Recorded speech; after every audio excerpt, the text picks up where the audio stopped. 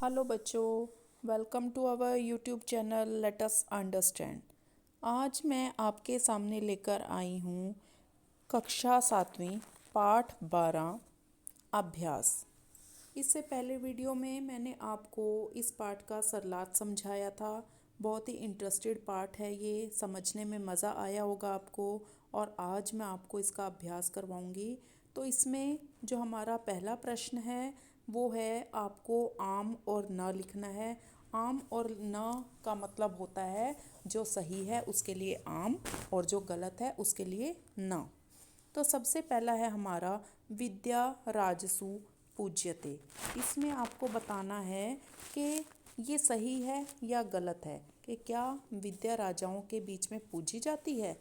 तो ये हमारा बिल्कुल सही है, इसको हम आम लिखेंगे। चाहे आप इसमें टिक मार्क भी कर सकते हैं, राइट टिक मार्क भी कर सकते हैं या आम भी लिख सकते हैं। उसके बाद जो हमारा दूसरा है वाग्भूषणम भूषणम न, तो इसमें न आएगा। उसके बाद जो हमारा नेक्स्ट है विद्याधनम सर्वधन प्रधानेषु, कि विद्या का जो धन है वो सभी धनों में सबसे प्रधान धन होता है। ये मैंने आपको बताया था कि ये सही है, तो ये आम है। विदेश गमने विद्या बंधु जना न भवती, तो ये न है। क्यों? क्योंकि आपको बताया गया है जब विदेश में हम जाते हैं तो विद्या हमारे लिए बंधु के समान होती है, हमारी हेल्प करने वाली होती है। तो लेकिन इसने ये कहा है बंधुजना न भवती, मतलब नहीं होती, तो ये हमारा गलत है। उसके बाद है सर्वम विहाय विद्याधिकारम कुरु, तो ये आम है। उसके बाद जो हमारा प्रश्न नंबर 2 है वो हमें नहीं करना, वो हमारे सिलेबस में से कटा हुआ है। उसके बाद प्रश्न नंबर 3 है श्लोकांशा नाम योज्यत। हमारे जो इसमें श्लोक हैं उसके अंशों को हमें मिलाना है। ये मैं आपको समझा रही हूँ क्योंकि आपकी बुक में ये बहुत लूज़ उसमें है, तो ये एक बार आप समझ लीजिए, आपको आ जाएगा। जैसे पहले है विद्या राजसु पूज्यते न ही धनम, तो इसका आंसर आएगा विद्या विहीन पशु। ठीक है। जो दूसरा है के यूरा न विभूषंति पुरुषम हारा न चंद्रोज्वला। उसके बाद जो अगला है न चोरहार्यम न च राजहार्यम, तो इसका आंसर होगा न भ्रातृभाज्यम न च भारकरी। उसके बाद सत्कारा यत्नम कुलस्य महिमा, आंसर है इसका रत्नैर्विना भूषणम। वाण्येका समलंकरोति पुरुषम या संस्कृता धार्य। उसके बाद जो हमारा प्रश्न नंबर 4 है वो है आपको प्रश्नों के उत्तर लिखने हैं। कै पशु, तो इसमें ये पूछा गया है कै पशु, कौन पशु है जिसके पास विद्या नहीं है, मतलब विद्या विहीन है, जिसके पास विद्या नहीं है वो पशु है। तो इसका आंसर आएगा विद्या विहीन है। का भोग करी, कौन है जो भोग करवाने वाली है, उसका भी है विद्या। विद्या को चाहे आप ऐसे लिख सकते हैं या दूसरे तरीके से लिख सकते हैं। उसके बाद है के पुरुषम न विभूष्यंती, तो आपको इसका आंसर आएगा के यूरा। ठीक है, के यूरा, इसके आगे विसर्गें आ जाएंगी। उसके बाद अगला है हमारा का एका पुरुषा समलंकरोति, तो इसमें आ जाएगा वाणी।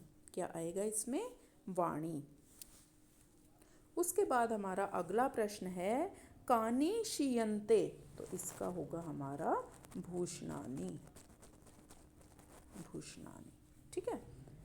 प्रश्न नंबर 5 है कि आपको आंसर्स दिए हुए हैं और जिन शब्दों के नीचे अंडरलाइन की हुई है उसको आपको प्रश्न निर्माण करना है, मतलब उस शब्दों की जगह कुछ ऐसा शब्द बनाना है जिसे उत्तर की जगह प्रश्न बन जाए। जैसे विद्या विहीन नरय पशु अस्ति, तो इसमें आपको नरय की जगह कै लगाना पड़ेगा, तभी आपका ये प्रश्न बनेगा। विद्या राजसु पूज्यते, विद्या की जगह का राजसु पूज्यते। उसके बाद है चंद्रोज्ज्वला हारा पुरुषम न अलंकुर्वन्ति, तो इसमें आपका आ जाएगा के, हारा के स्थान पर के आ जाएगा। उसके बाद है पिता हिते नियुक्ते, तो यहाँ पर कै के आगे विसर्गें भी आएंगी। विद्या धनम सर्व प्रधानम धनम अस्ति, तो इसमें आ जाएगा कीदृशम, कीदृशम धनम अस्ति। फिर है विद्या दिक्षु कीर्ति तनोति, दिक्षु की जगह आ जाएगा कुत्र, कहाँ। ठीक है, तो ये है हमारा प्रश्न नंबर 5 हो चुका है।